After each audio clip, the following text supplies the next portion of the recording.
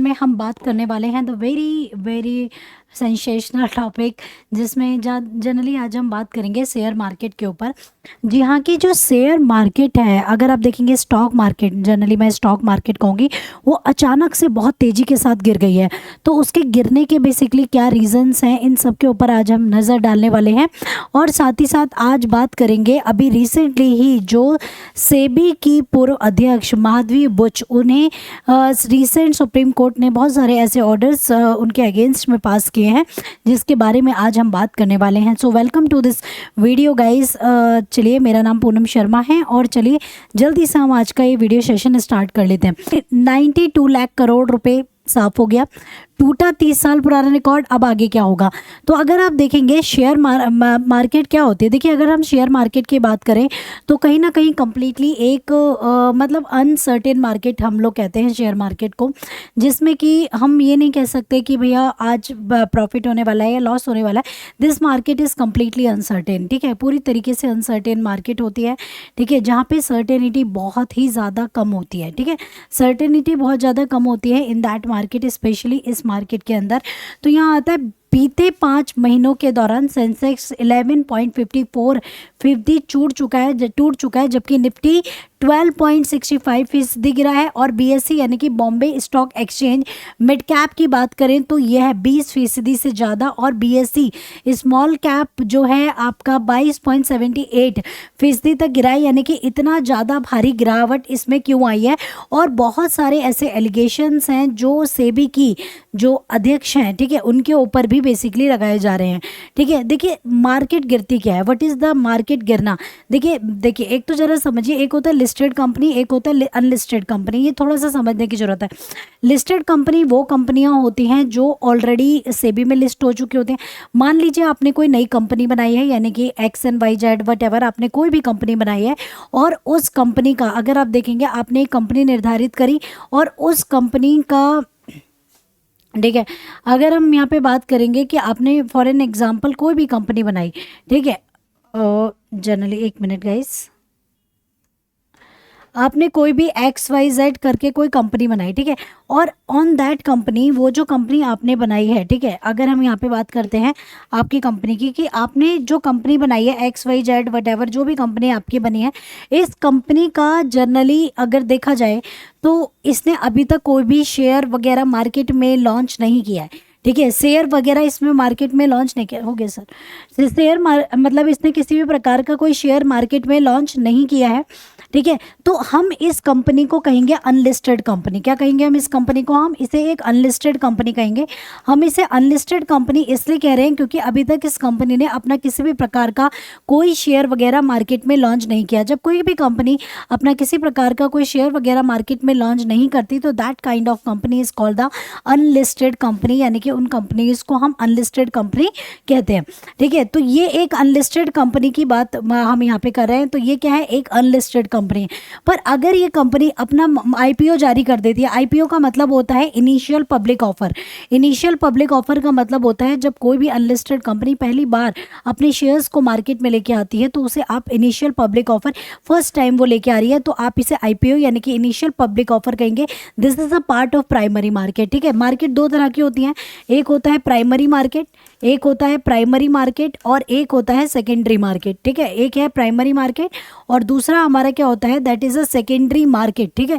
Primary market and secondary market. So guys, primary market is that market जब कभी first time नए shares की buying and selling की जाती है तो उस मार्केट को हम प्राइमरी मार्केट कहते हैं। और जब एग्जिस्टिंग शेयर यानी कि पुराने शेयर्स की बाइंग एंड सेलिंग की जाती है तो this is called the secondary market, okay. तो IPO is the primary market, ठीक है। आईपीओ मतलब आईपीओ को हम प्राइमरी मार्केट के कहते हैं। आईपीओ प्राइमरी मार्केट से बेसिकली होते हैं, ठीक है। तो यहाँ पे लिस्टेड कंपनी वो कंपनियां होती हैं जो अनलिस्टेड कंपनियां वो कंपनी होती है जिन्होंने अभी तक एक बार भी अपना शेयर मार्केट में लॉन्च नहीं किया है। That kind of company is called the unlisted company. हम इन्हें क्या कहेंगे? अनलिस्टेड कंपनी बेसिकली कहेंगे। जब कोई भी कंपनी अपना एक बार शेयर मार्केट में निकाल देती है तो now this company is called the listed company, ठीक है। तो जब हम ये स्टॉक मार्केट का पॉइंट समझना चाह रहे हैं तो हमें कुछ छोटी मोटी चीज़ें पता होनी चाहिए। इसके बाद गाइस एक और चीज़ आपको जो कि पता होनी चाहिए, देखिए जो ट्रेडिंग की जाती है जनरली बहुत फेमस एक इंडेक्स है, एक होता है बीएससी, एक बड़ी फेमस एक्सचेंज है बीएससी और एनएससी। बीएससी का मतलब होता है बॉम्बे स्टॉक एक्सचेंज, एनएससी का मतलब होता है नेशनल स्टॉक एक्सचेंज। बीएससी जो होता है, बीएससी के अंदर जो लिस्टेड कंपनियां होती हैं, बीएससी ठीक है टॉप 30 कंपनीज की रेटिंग बताता है। इसमें वैसे तो बहुत हैं पर लेकिन टॉप 30 कंपनीज को रेट करता है। और एनएससी अगर देखा जाए तो टॉप 50 कंपनीज को बेसिकली क्या करता है, रेट करता है। Is that clear to everyone? तो यहाँ पर अब यहाँ पे समझने की बात है कि अगर आप देखेंगे ये इंडेक्स बहुत तेजी से गिर गए हैं, ठीक है। अब ये इतना इंडेक्स जब तेजी से गिर गया तो लोगों का करोड़ों का नुकसान हो जाता है, ठीक है। तो पल में करोड़ों का नुकसान हो गया। यहाँ तक बात सिर्फ ऑटोमेटिकली अप एंड डाउन की नहीं है, यहाँ पर बात आ गई है कि यहाँ पर मतलब गलत तरीके से ट्रेडिंग करना, गलत तरीके से फंडिंग जमा करना, इन सब चीज़ों को भी यहाँ पे शामिल कर लिया गया है, जिसमें कि माधवीपुरी बुच का भी नाम आया है जो कि सेबी की पूर्व अध्यक्ष रही हैं, ठीक है, जिनके बारे में मैं आप लोगों से बात करूंगी। इसी के साथ दोस्तों एक और टर्म मैं आपको बता देती हूँ। जब भी देखिए जब दो टर्म्स होती हैं, this term is very important guys, पता होनी चाहिए आपको। एक बात याद रखिएगा यहाँ पे, हमेशा एक बात याद रखिएगा कि देखिए जब शेयर्स का जो वैल्यू होता है ना, अगर मैं शेयर्स वगैरह की बात करूँ, स्टॉक वगैरह की बेसिकली जब मैं बात करती हूँ तो दो चीज़ें आपको याद रखनी है। एक होता है बुल, एक होता है बियर, ठीक है। एक होता है बुल, एक होता है बियर। बुल का मतलब क्या होता है? बुल का मतलब होता है यू नो वेरी वेल सांड, ठीक है। बियर का मतलब हो गया भालू, ठीक है। सांड अगर देखा जाए तो बुल जो होता है वो किस चीज़ के लिए फेमस होता है? अपने सींग के लिए, ठीक है। बल्कि बियर अपने नाखूनों के लिए फेमस होता है। तो यहाँ पे आपको याद रखना है कि बुल अगर किसी भी व्यक्ति को अपने सींग मारता है तो वो ऊपर को उठा लेगा, ठीक है। तो बुल अगर किसी भी व्यक्ति को अपने सींग मारेगा, ठीक है, ऑब्वियसली मारेगा, ऊपर को उठा लेगा। तो जब शेयर मार्केट अप होती है, यानी कि मतलब बहुत ही तेजी में ऊपर, यानी कि जो इन्वेस्टर्स मतलब तेज मतलब अपवर्ड मार्केट को ज़्यादा वो करते हैं, यानी कि मतलब बढ़ोतरी में, ठीक है। तो जब मार्केट के दाम बहुत ज़्यादा हाई रेट्स पे होते हैं तो उसे बुल मार्केट कहते हैं, बुल मार्केट कहते हैं। और जब मार्केट्स के शेयर्स वगैरह की वैल्यू डाउन हो जाती है, क्योंकि बियर नखून मारेगा तो नीचे को जाएगा, ऐसे तो नहीं नखून मारेगा, ऐसे ही मारेगा ना। तो जब शेयर्स वगैरह की वैल्यू डाउन हो जाती है तो this is called the beer market, okay. तो यहाँ पे उसे हम जनरली हम क्या कहेंगे? बियर मार्केट के रूप में अधिकांश रूप से हम लोग जानते हैं।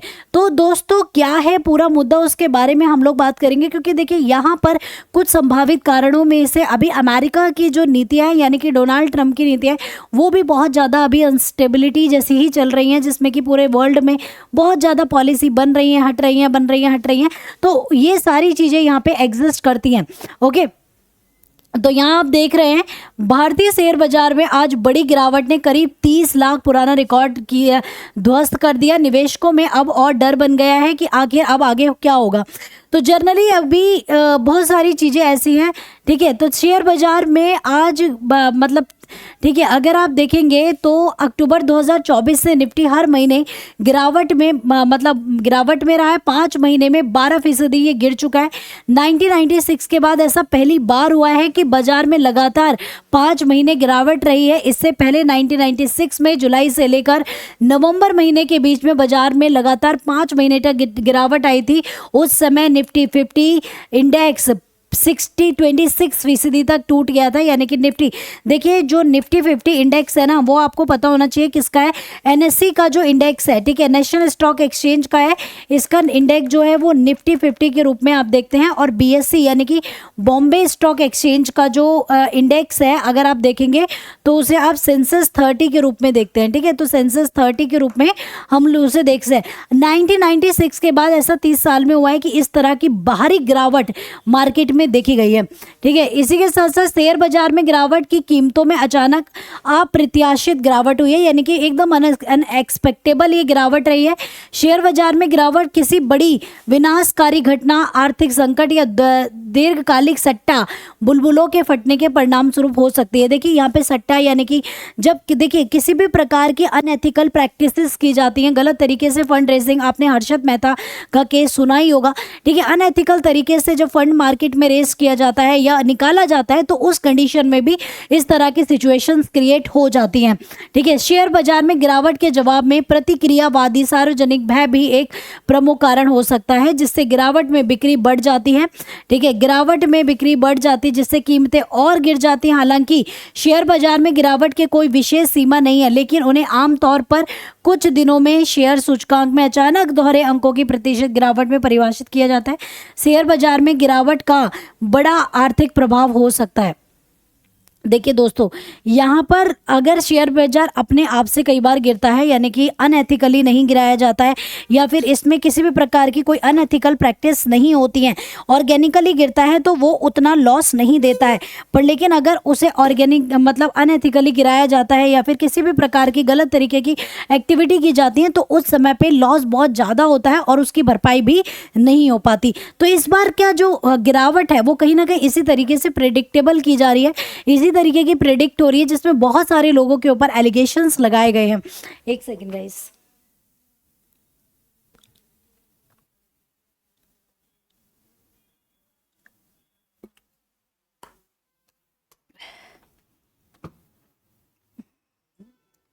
ओके, तो ये इस तरह की जो अनएथिकल प्रैक्टिस है ये रियली बहुत भयंकर होती है। 1996 के बाद ये पहली बार हुआ है जब निफ्टी 5वें महीने लगातार गिरावट के साथ बंद हुई है। इस बीच बीएससी मिड कैप और स्मॉल कैप भी आज 2% से अधिक टूट गए। यहाँ तक कि सभी इस ठीक है सेक्टोरल इंडेक्स भी लाल निशान पर बंद हुए। आईटी और टेलीकॉम इंडेक्स भी 4% से अधिक नीचे गिर गए। अभी अगर देखा जाए तो अनएथिकल प्रैक्टिसेस के साथ कुछ और संभावित रीजन भी ढूंढे जा रहे हैं, जिसमें से ऐसा कहा जा रहा है ग्लोबल ट्रेड वॉर की आकांक्षा है। अगर आप देखेंगे तो अभी कुछ समय पहले की ही बात है जब अमेरिका ने क्या किया था, अमेरिका ने चीन के ऊपर टैरिफ्स लगा दिए थे। उसके बदले में चीन ने भी अमेरिका की चीज़ों पर बहुत भयंकर टैरिफ लगाए थे। टैरिफ मतलब कि आयात करने पर कुछ टैक्सेस इम्पोज कर देना। ठीक है, तो अमेरिका ने भी इस तरह के अमेरिका के राष्ट्रपति डोनाल्ड ट्रंप ने कनाडा और मैक्सिको पर 4 मार्च से ही 25% टैरिफ मतलब लागू करने का ऐलान किया है, जबकि इससे पहले उन्होंने इस टैरिफ को 2 अप्रैल से लागू करने का संकेत दिया था। ट्रंप ने यह भी कहा था कि चीन से आने वाले सामानों पर भी 10% अतिरिक्त टैरिफ लगेगा, जिससे ग्लोबल ट्रेड वॉर छिड़ने की मतलब आशंका बढ़ गई है। फाइनेंशियल सर्विसेज के चीफ इन्वेस्टर स्ट्रेटजिस्ट वी के अनुसार कहा कि शेयर बाजार अनिश्चितता को पसंद नहीं करता है और इस तरीके से ये बढ़ सकता है। देखिए, अमेरिका के मजबूत रोजगार डाटा ने भी काफ़ी ज़्यादा माहौल बिगाड़ दिया है।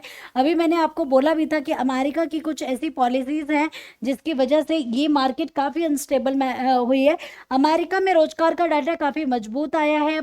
अमेरिका ने दिसंबर में 2.56 लाख नौकरियां जोड़ी हैं, जिसमें से 1.60 लाख अपेक्षा से कहीं ज़्यादा है। इससे अमेरिका में बेरोजगारी की दर घटकर 4.1 रह गई है। इससे मजबूत अमेरिकी अर्थव्यवस्था का पता चलता है, लेकिन इससे फेडरल रिजर्व द्वारा दरों में कटौती की उम्मीद मतलब काफ़ी कम हो गई है। इसका सीधा मतलब ये है कि भारत जैसे इमर्जिंग बाजारों से पैसा निकालकर अमेरिकी बाजार में जाना जारी रहेगा। यही वजह है कि दुनिया भर के शेयर बाजार में नकारात्मक माहौल फैला हुआ है।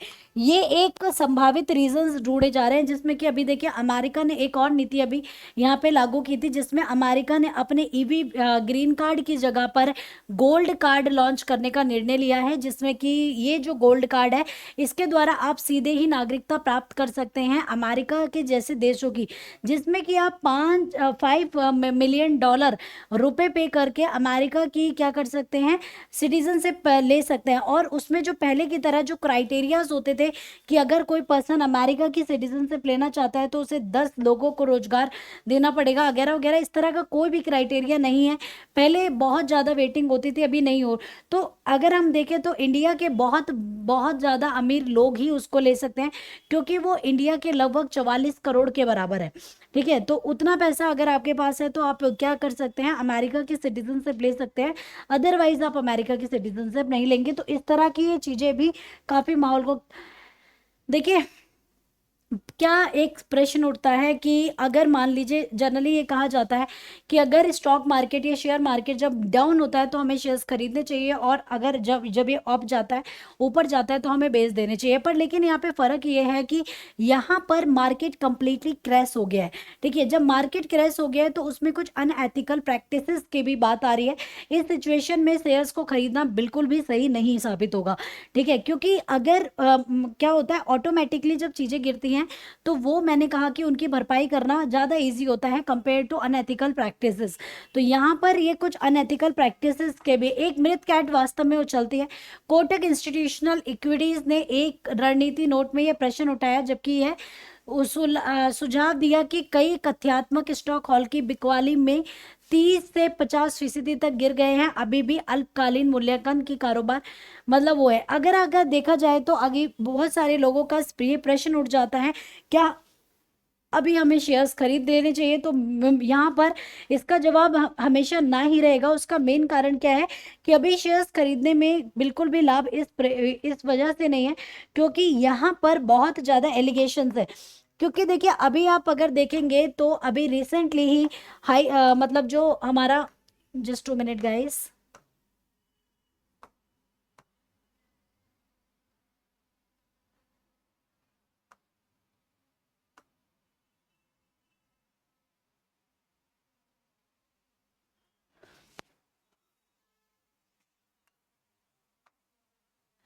अगर आप अभी देखेंगे तो रिसेंटली ही क्या किया गया है, रिसेंटली अभी हमारी जो सुप्रीम कोर्ट है, यानी कि कल, आज मैं वीडियो बना रही हूँ मैं, ठीक है, तो मेरा मतलब मैं कल की बात कर रही हूँ। अभी रिसेंटली कल को सुप्रीम कोर्ट ने एक ऑर्डर पास किए थे जिसमें कि सुप्रीम कोर्ट ने माधवी बुच, ठीक है, माधवी बुच जो कि सेबी की पूर्व मंत्री सॉरी अध्यक्ष रह चुकी हैं, उनके ऊपर फर्स्ट एफआईआर दर्ज करने के लिए उन्होंने मतलब आदेश दिए कि उनके ऊपर एफआईआर दर्ज की जाए। इसी के साथ साथ अगर आप देखेंगे तो कहीं ना कहीं उनके साथ शीर्ष में 5 अधिकारी भी शामिल हैं जो कि सेबी के उच्च अधिकारियों में से एक है, जिसमें बीएससी के अध्यक्ष को भी मतलब बीएससी के अध्यक्ष मतलब बीएससी के अधिकारियों को भी इसमें रखा गया है। ठीक है, क्योंकि इनके ऊपर बहुत सारे एलिगेशन है। अगर आप देखेंगे कि एक अमेरिका की कुछ समय पहले भी एक रिपोर्ट आई थी जिसमें माधवीपुरी बुच का और उनके हस्बैंड, ठीक है, उनका नाम आया था। ठीक है, कि उन्होंने क्या करा है, शेयर्स मार्केट में काफ़ी ज़्यादा हेर फेर की है। ठीक है, हेरा फेरी के उनके ऊपर काफ़ी ज़्यादा आरोप लगाए गए थे और इस बार भी उनके ऊपर आरोप लगाए। ये आरोप एक पर्सन के द्वारा लगाए गए जिसने अपनी अपनी जो कंपनी है, अनलिस्टेड कंपनी को लिस्टेड कराते समय इस तरह के मूल्यांकन किए और साथ ही साथ इस तरह के उनके ऊपर आरोप लगाए। तो रिसेंटली अभी ऐसी कोई भी चीज़ें सिद्ध तो नहीं हुई हैं, पर लेकिन सुप्रीम कोर्ट ने अभी इस तरह के, क्योंकि सुप्रीम कोर्ट ने जब इन सब सारी चीज़ों को, सबूतों को देखा तो वहाँ पर कुछ ना कुछ मतलब इस तरह के कई सारे सबूत हैं जो कुछ अनएथिकल प्रैक्टिसेस को क्या करते हैं, जस्टिफाई करते हैं, सॉरी अनएथिकल प्रैक्टिस को प्रूव करते हैं, जिसकी वजह से सुप्रीम कोर्ट ने ये ऑर्डर्स दिए कि जल्द से जल्द इस पर कार्यवाही की जाए और माधवीपुरी बुच और उनके साथ जो शीर्ष पे अधिकारी थे उनके अगेंस्ट में जाकर के क्या की जाए, एफआईआर दर्ज की जाए। तो दोस्तों, ये थी कंप्लीट पूरी न्यूज़ जिसके बारे में मैं आप लोगों से बात कर रही हूँ। सो वेल, आई होप गाइस कि आपको ये कंप्लीटली समझ आ गया होगा। इसमें अगर आपको लगता है कि कोई चीज़ आपको नहीं समझ आती है या अगर आपको लगता है कि हमें कुछ चेंजेस करने चाहिए या फिर कुछ आपके सजेशन की इस पे वीडियो बनने चाहिए, तो आप कमेंट सेक्शन में लिख सकते हैं। Do share with this video with your friends lot of. उसी के साथ मैं आपको बता दूं दोस्तों, हमारी बहुत सी ऐसी क्लासेस चलती हैं जो कि ऑफलाइन चलती हैं, ऑफलाइन भी चलती हैं और ऑनलाइन भी चलती हैं। बहुत सारे वीडियोज़ हैं जो कि इन्फॉर्मेटिव होते हैं, करेंट न्यूज़ से रिलेटेड होते हैं। तो आप हमारे वीडियो हमारे चैनल के वीडियो सेशन में जाकर या फिर प्लेलिस्ट में जाकर किसी भी समय वॉच कर सकते हैं, जो कि काफ़ी आप लोगों को काफ़ी हेल्प करेंगे। ठीक है, आपको आगे मतलब आपके करियर में काफ़ी हेल्प करने वाले हैं। सो दोस्तों, वेल, आई होप, उम्मीद करती हूँ कि ये जानकारी आपके लिए अति उत्तम रहेगी और आप लोगों को काफ़ी बेनिफिट होने वाला है। सो वेल, चलिए, जब आप ये वीडियो देखे हैं तो अपने कमेंट सेशन में मैं एक बार ये रिपीट करना चाहूँगी, अपने कमेंट सेशन में ज़रूर लिखें कि आप अगले टॉपिक्स कौन से चाहते हैं या कौन से नहीं चाहते हैं। आई मीन किन टॉपिक्स को जो आप ज़्यादा लाइक करते हैं या हम किस तरह की न्यूज़ और दे सकते हैं, तो आप अपने कमेंट सेशन में लिख सकते हैं। So well, I hope guys कि आपको आज का सेशन अच्छा लगा होगा। Lots of love and care. सो धन्यवाद दोस्तों, मिलेंगे नेक्स्ट वीडियो में।